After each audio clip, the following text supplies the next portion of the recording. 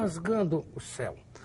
Esse nome eu acho que ele foi botado para polemizar mesmo, né? Que não tem o que rasgar o céu, e polemizou e mexeu com a sociedade também para ver que o plano diretor ele não é uma coisa engessada, né?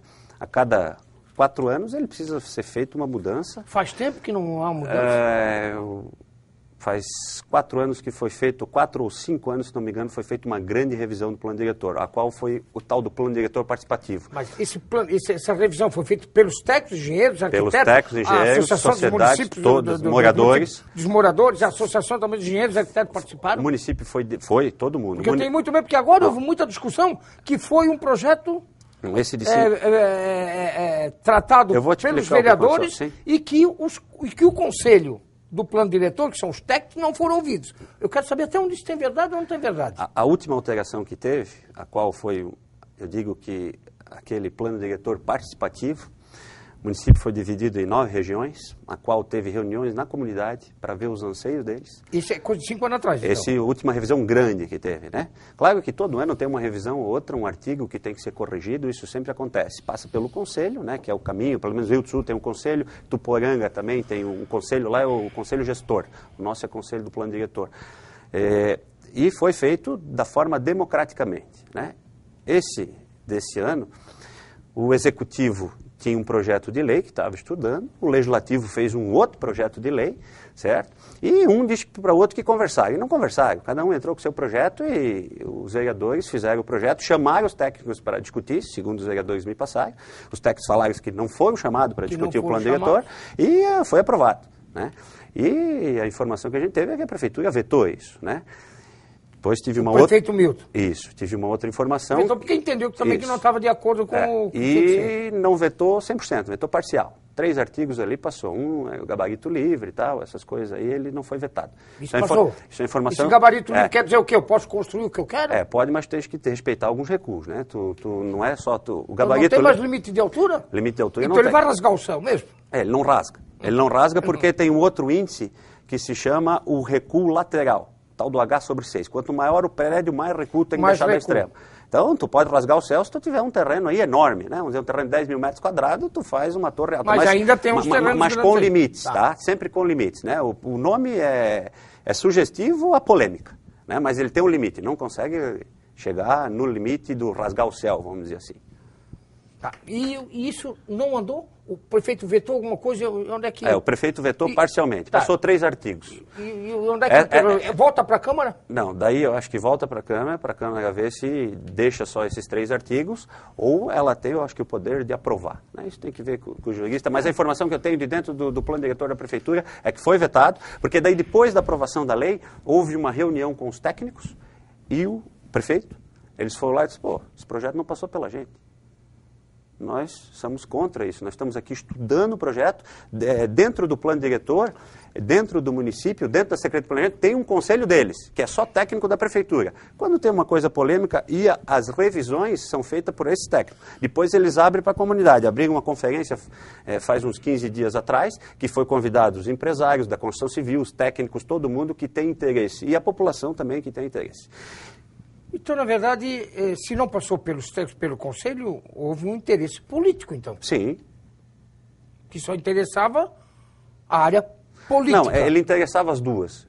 Precisava ser feita essa revisão. O que faltou, que eu te digo, foi a conversa. Sim. Se os técnicos não são ouvidos, me desculpa, mas eu não consigo conceber na minha cabeça que vão mudar um plano diretor se eu fosse vereador e os técnicos são ouvidos. Não, mas tinha técnicos assessorando os vereadores. Eles fizeram isso. Tá, mas o Conselho disse que não foi ouvido. Não foi. Mas o Conselho tinha que ser ouvido. Até foi dado uma... Isso é uma coisa lógica, até né? foi feita uma matéria em jornal aí e tal, e foi dado depoimento que não foi ouvido e foi aprovado sem o consentimento do assessor. Como é que eu vou falar, como é que eu vou levar para uma reunião uma coisa de saúde se eu não trago médicos ou farmacêuticos? Como é que eu vou falar? Não, mas o projeto montado pelo Executivo tinha embasamento técnico também, tá? Não foi feito só por eles. Tá.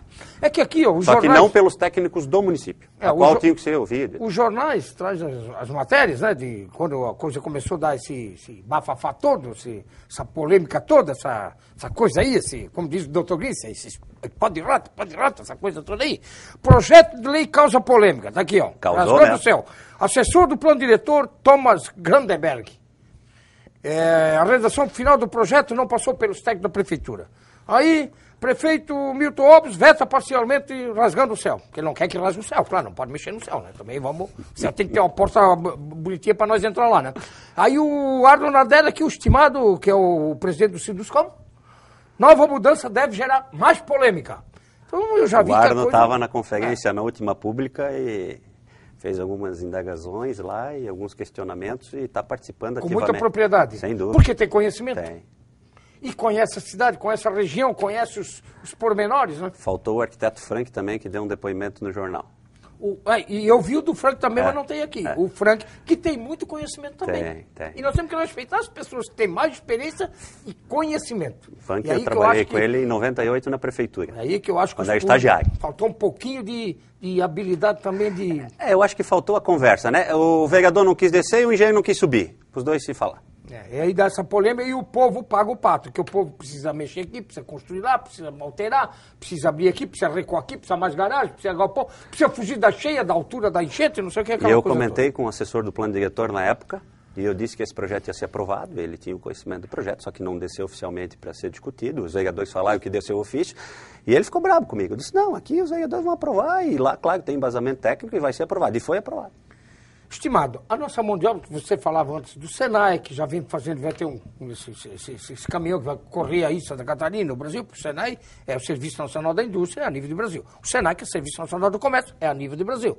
Eles preparam as pessoas na área técnica. Então, o Senai está preocupado com isso é muito importante, essa mão de obra, que nós não temos o suficiente, nem sabemos se é eficiente ou se é ineficiente. O que importa é que nós temos falta de mão de obra. E eu queria tocar muito nesse assunto, nessa qualidade de mão de obra, depois do nosso intervalo, depois do nosso Fala, Estimado.